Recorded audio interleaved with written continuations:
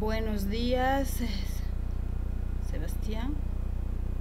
El día de hoy vamos a ver la clase de filosofía. Voy a proceder a compartir el material.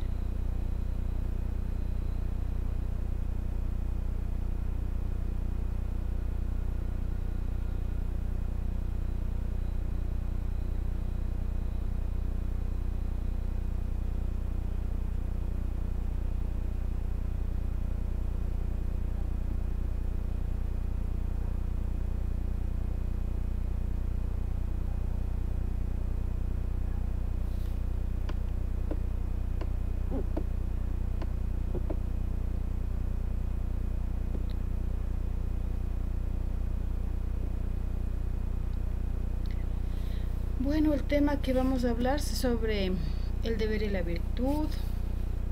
Vamos a empezar primero por qué es la libertad, ¿no? La libertad es la ausencia de necesidad. Cuando hacemos algo por necesidad no hay libertad. Por ejemplo, no somos libres de decir no voy a respirar, porque no es que no vamos a respirar. Tenemos que respirar porque no podemos vivir sin respirar. Entonces, cuando hay necesidad, no hay libertad. Por eso nosotros tenemos que trabajar para ser libres y podemos hacer muchas actividades, sí, muchas cosas para nosotros mantenernos libres. Por ejemplo, ayudar al resto de personas. Eso nos va a crear un sentimiento de paz, de ayuda. Luego tenemos el deber, la conciencia de la obligatoriedad. En todo hay deberes, tanto en lo interno como en lo externo. La belleza de la vida consiste en observar el deber y el descuidar el deber constituye una infamia, ¿sí? Entonces, cuando hablamos de deberes, muchas de las veces nosotros se nos viene a la mente también nuestros derechos, ¿no? Deberes, obligaciones, derechos. Entonces nosotros tenemos que aprender a distinguir que así como tenemos deberes, también tenemos obligaciones. Así como tenemos derechos, también tenemos obligaciones, ¿sí? Entonces, deberes internos son los que yo tengo, por ejemplo, dentro de mi casa. Y deberes externos son los que yo tengo en mi trabajo. Esos son ejemplos de deberes internos. Tender la cama, arreglar el cuarto, barrer, lavar los platos, ¿cierto? Deberes externos, hacer las tareas, llegar puntual, evitar faltar, bueno, en los casos pertinentes. Y luego de esto se desprende la moral autónoma y la moral heteronoma. El deber se impone por sí mismo en la moral autónoma. ¿Qué quiere decir esto? Quiere decir que hay personas que hacemos las cosas por convicción. Ejemplo, yo me lavo los dientes no porque nadie me vaya a sancionar, sino porque yo sé que si no voy a quedarme sin dentadura, ¿no es cierto? Y que después no voy a poder alimentarme bien. Entonces eso es la moral autónoma, cuando yo hago algo por mí mismo, sin necesidad que nadie me presione. Y dentro de la moral autónoma tenemos la prudencia y la razón. La prudencia, dices, la sabiduría es la cualidad que nos hará actuar como conviene de acuerdo a las circunstancias. Nosotros, por ejemplo, si vamos por la calle y vemos un perro enorme, si es posible nos cruzamos al otro lado y pasamos para que no nos muerda, ¿verdad? Entonces, ser prudentes. Vemos el peligro y lo esquivamos. Luego tenemos la razón. El bien se alcanza con la acción correcta, ¿sí? Quiere decir que nosotros tenemos que aprender a actuar de forma correcta, razonando las cosas que vamos a hacer para obtener buenos resultados. Luego tenemos la moral heteronoma, cumplir con el fin de evitar sanciones.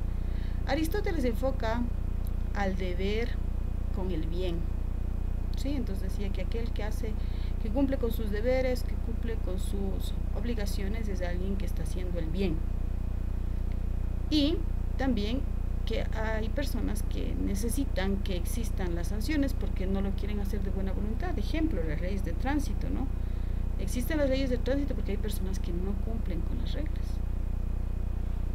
Y dentro de esta moral heteronoma tenemos la moderación, que significa no excedernos, ¿no? Como te decía en el caso de las carreteras, ¿no? Si no hubieran señales de tránsito, vayan a 300 kilómetros por hora, imagínate la cantidad de accidentes. Entonces, no excederse. Y luego también dentro de la moral heteronoma nos habla sobre la belleza y dice que la belleza es el esplendor del orden. Esto lo dijo San Agustín, que todo lo que esté en orden es bello. Sí, usted cuando observa a los que alguien que se ha peinado bien bonito, entonces está todo ordenadito, esos cabellos se ven bonitos. Un cuarto también se ve bonito, ordenado, ¿no es cierto? Entonces por eso es que San Agustín dijo que el esplendor del orden está en, que la belleza, perdón, es el esplendor del orden. Continuemos. Luego de esto tenemos la teoría de los valores. Quizá insista tanta definición de valor como filósofos. Sin embargo, es pertinente diferenciar el significado de este término en los ámbitos económicos y filosóficos. Originalmente, valor es un concepto de las ciencias económicas referido a las mercancías. A partir del siglo XIX, el valor empezó a ser utilizado en reflexiones éticas como sinónimo de bien y de bueno. Pero el valor no es lo bueno en sí, sino la cualidad percibida en la conducta moral, la estimación que hacemos de esta. Por ejemplo, un acto de amor no es un valor, sino que en él percibimos el amor como un valor.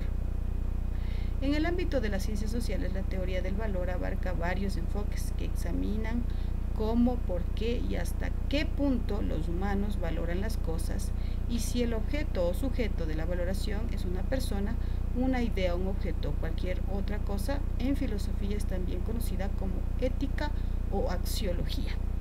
¿Sí? Continuemos. Dentro de la teoría de los valores, empezamos con qué es la axiología. La axiología es el estudio de los valores. Las raíces griegas de este término se encuentran en los vocablos axios, que significa lo que equilibra, lo que es digno, y logos, que es tratado o razonamiento sobre. La etimología deducimos que axiología es un razonamiento sobre lo digno, sobre los valores. La axiología establece jerarquías de valores que deben guiar la conducta humana. Como vemos acá, los valores como la tolerancia, el respeto, el éxito, el amor, la inteligencia, el reconocimiento, el poder, la justicia, la lealtad, poder, sinceridad, familia, honestidad. Dentro de esto vamos a ver lo que son. Alguien de valores, alguien virtuoso, ¿no es cierto? Entonces la virtud se establece desde dos puntos de vista. Una, la virtud según Aristóteles, y otra, la virtud según Platón. La virtud según Aristóteles dice que es el hábito para hacer las cosas, ¿sí? Y la virtud según Platón, en cambio, es la existencia, la realización de las propias potencialidades humanas del ser humano excelente. Dentro de Aristóteles tenemos las virtudes intelectuales y las virtudes morales. Las virtudes intelectuales son ciencia, inteligencia y sabiduría, ¿sí? La ciencia, que se conoce, es el conocimiento de las cosas. La inteligencia es ya entender las relaciones lógicas, aplicar este conocimiento, y la sabiduría son conclusiones. Ejemplo, en la ciencia, digamos, de los deportes, te pongo un ejemplo que puedes entender. Entonces, por ejemplo, cuando hablamos de básquet, ciencia sería el conocimiento de las reglas.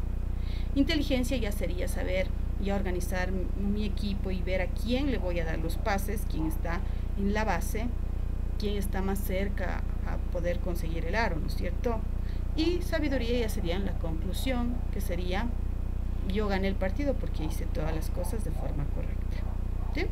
A eso hace referencia cuando habla de las virtudes intelectuales. Pero para Aristóteles no solamente era necesario que sea alguien que tenga muchos conocimientos, sino también que tenga virtudes morales. Dentro de estas virtudes morales, consideraba que tiene que ser alguien que tenga sabiduría, sea una persona prudente, justicia, equidad, que todos tenemos derechos y necesidades, magnanimidad, que es generosidad y valentía, y moderación, y mesura y moderación. Vamos a ver que tanto Aristóteles como Platón se parecen. ¿Por qué? Porque ellos realizan una relación en las virtudes, tanto en la sabiduría como en la prudencia, los toman en cuenta tanto Platón como Aristóteles. La diferencia es que Platón habla de las tres partes del alma: la parte racional, que es su virtud, la sabiduría o la prudencia, la parte irascible, que es la virtud de su naturaleza, la fortaleza, y la parte concupiscible, que es el control de los apetitos. Entonces, para Platón tenían que tener esas tres características, y con estas tres características se lograban seres humanos excelentes. Seres humanos excelentes usando la materia, excelentes escultores, usando la palabra, excelentes oradores, usando el cuerpo, excelentes bailarines, usando la materia y el cuerpo, excelentes músicos. ¿Sí? Entonces, eso sería. Continuemos. La teoría de la subjetividad y la teoría de la objetividad, el intelectualismo. La teoría de la subjetivista, su iniciador es el filósofo austriaco Alexius Meinong en 1853 a 1920, para quien el valor es un estado subjetivo causado por el agrado que produce los objetos. Una cosa es valiosa cuando es capaz de producir agrado a quien la percibe. El valor es pues algo puramente subjetivo, que se reduce a la impresión personal de agrado. El valor no sería real, ni objetivo, ni enraizado en el ser. Sería una mera percepción. Es por eso que decimos que la belleza depende del ojo que lo mire. La teoría objetivista. Los objetivistas dicen que los valores no radican en el sujeto, sino que tienen existencia ideal, objetiva, y su validez es universal e independiente de la estima subjetiva. En la escolástica medieval se le llamaba raitoboni a lo que denominamos valor. Para los escolásticos el valor es sinónimo de bondad y esta a su vez se identifica con el ser. De aquí que se sigue que el valor con el bien no puede separarse del ser, ya que el valor es el mismo ser en cuanto dice una relación de convivencia al apetito. Veamos que tenemos, el intelectualismo. La valoración moral depende del conocimiento del bien y la justicia. El emocionalismo, la valoración moral depende de los sentimientos. Lo bueno es que se siente bien. Veamos. La siguiente diapositiva ya están las indicaciones para las tareas que enviaba. Eso sería todo, joven. Entonces, por favor, a recuperarse. Déjenme, salgamos de la pantalla y terminamos.